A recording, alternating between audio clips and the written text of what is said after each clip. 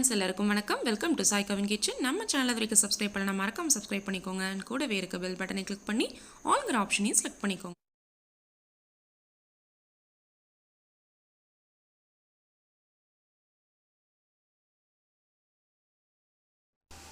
டிஃப்ரெண்ட்டான ஸ்டைலில் நல்லா வறுத்தரைச்ச காரசாரமான மட்டன் குழம்பு செய்கிறதுக்கு நான் இன்றைக்கி மட்டன் பீசஸை கழுவி எடுத்து வச்சுருக்கேன். நெக்ஸ்ட் இதை ஒரு குக்கரில் சேர்த்துருக்கேன். இப்போ வந்து வேக வச்சு எடுத்துக்கலாம்.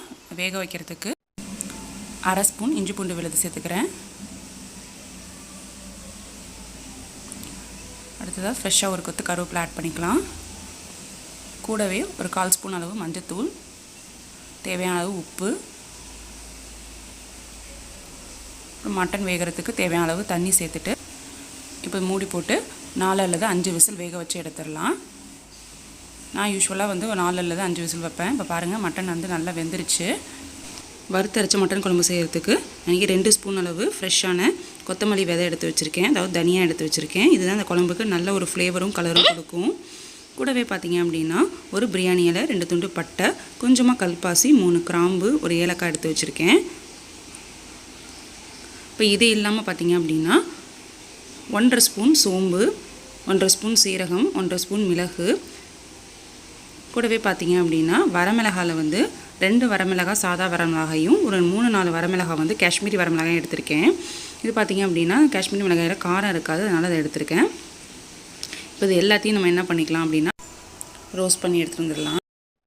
அடுத்த ஸ்டவ் ஆன் பண்ணிவிட்டு மண் சட்டி எடுத்து வச்சுருக்கேன். இப்போ சட்டி நல்லா ஹீட் ஆனதுக்கப்புறமா இதில் கொஞ்சமாக எண்ணெய் சேர்த்துக்கோங்க, ரொம்ப நிறையா வேணாம்.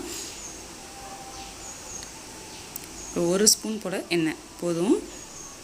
இப்போ எண்ணெய் நல்லா சூடு ஏறினதும் நம்ம எடுத்து வச்சுருக்க இந்த ஐட்டம் எல்லாத்தையும் சேர்த்துக்கலாம். அதாவது தனியா, பட்டை, கிராம்பு, பிரியாணி இலை, அது எல்லாமே வந்து ஆட் பண்ணிக்கலாம். இப்போ இது கூடவே எடுத்து வச்சுருக்க மிளகு, சீரகம், சோம்பு, மிளகாய் இது எல்லாத்தையுமே ஆட் பண்ணிவிட்டு நல்லா மீடியமான ஃப்ளேமில் வச்சு இதை வறுத்து எடுத்துகிட்டு வந்துடலாம். ரொம்ப ஹை ஃப்ளேமில் வச்சு வறுத்திங்கன்னா கசப்புத்தன்மை அந்த மாதிரி ஆகிடும். அதனால் வந்து மீடியமான ஃப்ளேமில் வச்சு கைவிடாமல் இந்த மாதிரி வந்து நல்லா வந்து ஈவனாக ரோஸ்ட் பண்ணி எடுத்துக்கோங்க. வறுக்கும் போதே நல்லா வந்துட்டு உங்களுக்கு அந்த அரோமா வரும். இந்த வாசனை வர வரைக்கும் நல்லா அதை வந்துட்டு மீடியமான ஃப்ளேமில் வச்சு வறுத்து எடுத்துக்கலாம். பாருங்கள், நம்ம ஆட் பண்ண எல்லா இன்க்ரீடியன்ஸுமே நல்லா வந்து இப்போ வறுபட்டுருச்சு. இப்போ ஸ்டவ் ஆஃப் பண்ணிவிட்டு இதை ஆற வச்சு பவுடர் பண்ணி எடுத்துகிட்டு வந்துடலாம். அடுத்ததாக அதே சட்டியில் நான் கொஞ்சமாக வந்து நல்லெண்ணெய் ஆட் பண்ணிக்கிறேன். அப்புறம் குழம்பு செய்ய ஸ்டார்ட் பண்ணிடலாம். எண்ணெய் நல்லா ஹீட் ஆனதுக்கப்புறமா இதில் வந்து ஒரு 15லேருந்து 20 சின்ன வெங்காயம் தோல் உரித்து எடுத்து வச்சுருக்கேன். இப்போ அதை வந்து இதில் ஆட் பண்ணிக்கலாம். கூடவே பார்த்திங்க அப்படின்னா ஒரு தக்காளி கட் பண்ணது, ஒரு 1/4 மூடி அளவு தேங்காய் வந்து பல்லு பண்ணி எடுத்து வச்சுருக்கேன். ஃபஸ்ட்டு வந்து நம்ம வெங்காயத்தை சேர்த்து வதக்கிக்கலாம். இஞ்சி பூண்டு பேஸ்ட்டு 1/2 ஸ்பூன் ஆட் பண்ணிக்கலாம். இப்போ இது கூட 1 டீஸ்பூன் கசகசா ஆட் பண்ணிக்கலாம். நம்ம ஆட் பண்ண சின்ன வெங்காயம் நல்லா இந்த அளவுக்கு வதங்கினதுக்கப்புறமா நம்ம கட் பண்ணி எடுத்து வச்சுருக்க ஒரு தக்காளி பழத்தையும் ஆட் பண்ணிக்கலாம். தக்காளி சேர்த்து வதக்கினதுக்கப்புறமா நம்ம எடுத்து வச்ச தேங்காய் பல்லையும் ஆட் பண்ணி இப்போ நல்லா அது கூட வந்து வதக்கி எடுத்துக்கலாம்.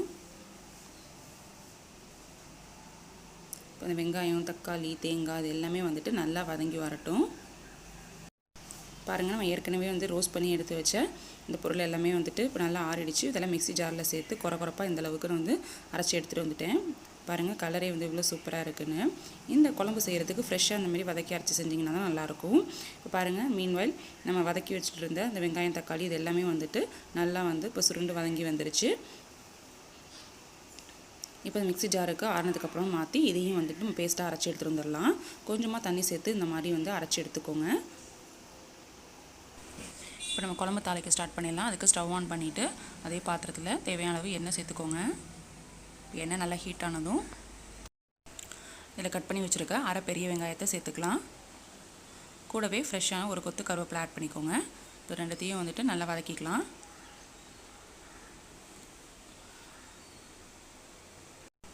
வெங்காயம் இந்தளவு நல்லா கண்ணாடி பதம் வரைக்கும் வதங்கினதுக்கப்புறமா இதில் 1 ஸ்பூன் அளவு சோம்பு தூள் ஆட் பண்ணிக்கலாம். அதையும் வந்துட்டு மீடியமான ஃப்ளேமை வச்சு நல்லா வதக்கிக்கோங்க. நம்ம மண் சட்டியில் செய்கிறதுனால ஹீட் வந்து ரொம்ப அதிகமாக கொடுக்கும். அதனால் இந்த குழம்பு செய்யும்போது மண் சட்டியில் செஞ்சீங்க அப்படின்னா மீடியமான ஃப்ளேமில் வச்சு செய்யுங்க. பாருங்கள் வெங்காயம்லாம் நல்லா வந்துட்டு இந்தளவுக்கு வதங்கி வந்ததுக்கப்புறமா நம்ம வேக எடுத்து வச்சுருக்க மட்டன் பீசஸை இந்த சூப்போடையே ஆட் பண்ணிக்கலாம். இப்போ இதில் குழம்புக்கு தேவையான அளவு உப்பு சேர்த்துக்கோங்க.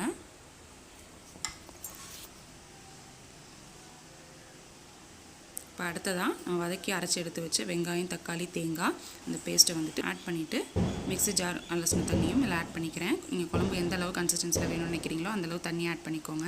இப்போ குழம்பு இந்தளவு நல்லா கொதி வந்ததுக்கப்புறமா ஃப்ரெஷ்ஷாக வந்து கிரைண்ட் பண்ணி எடுத்து வச்சுருக்க அந்த ஸ்பைஸ் பவுடரையும் ஆட் பண்ணி இதில் கலந்து விட்டுக்கலாம். இந்த குழம்பு பார்க்குறதுக்கு ப்ராசஸ் வந்து ரொம்ப லாங்காக இருக்கிற மாதிரி இருக்கும். ஆனால் பார்த்தீங்க அப்படின்னா சிம்பிளாக நம்ம டக்குன்னு வந்து இந்த பவுடர் மட்டும் வறுத்து அரைச்சிட்டோம் அப்படின்னா நம்ம ஈஸியாக வந்து செஞ்சிடலாம். நம்ம யூஸ்வலாக செய்கிற மட்டன் குழம்புக்கு இதோட டேஸ்ட் வந்து ரொம்பவே டிஃப்ரெண்ட்டாக இருக்கும். இந்த செட்டிநாடு ஸ்டைலில் நல்லா காரசாரமாக ரொம்பவே சூப்பராக இருக்கும். ஒரு தடவை செஞ்சு பார்த்தீங்க அப்படின்னா கண்டிப்பாக அதோட டேஸ்ட்டுக்கு வந்து நீங்கள் வந்துட்டு அடிமையாகிடுவீங்க. அந்தளவுக்கு ரொம்ப சூப்பராக இருக்கும். இது சாதத்துக்கு மட்டும் இல்லை, சப்பாத்தி, இட்லி, தோசை எல்லாத்துக்குமே வந்து தொட்டு சாப்பிட்றதுக்கு ரொம்ப அருமையாக இருக்கும். இப்போ குழம்பு கொதிச்சதுக்கப்புறம் பவுடர் ஆட் பண்ணோம் இல்லையா, அந்த பவுடர் ஆட் பண்ணதுக்கப்புறம் பார்த்தீங்க அப்படின்னா கொதிக்க குழம்பு வந்து உங்களுக்கு நல்ல திக்னஸ் கொடுத்துட்டே இருக்கும். ஸோ உங்களுக்கு தேவைப்பட்டுச்சு அப்படின்னா நீங்கள் வந்து கொஞ்சமாக தண்ணி சேர்த்து இந்த ஸ்டேஜில் கலந்து விட்டுருங்க. நம்ம இதில் எக்ஸ்ட்ராவாக வந்து எந்த மிளகாத்தூள் எதுவுமே ஆட் பண்ணலை. நம்ம மிளகாய் வறுத்து பொடி பண்ணி போட்டோம் இல்லையா, அது மட்டும்தான் அந்த காரத்துக்கு ஆட் பண்ணியிருக்கோம். அது இல்லாமல் ப்ளஸ் மிளகு ஆட் பண்ணியிருக்கோம். அவ்வளோதான். தேங்காயெல்லாம் இல்லை ரொம்பலாம் சேர்க்கணும்னு தேவை கிடையாது. இந்த பவுடர் சேர்த்திங்கன்னாவே குழம்புக்கு வந்து நல்ல ஒரு அரோமாவும் திக்னஸும் கொடுக்கும். டேஸ்டான கலர்ஃபுல்லான நம்முடைய வறுத்தரைச்ச மட்டன் குழம்பு இப்போ சூப்பராக ரெடி ஆகிடுச்சு.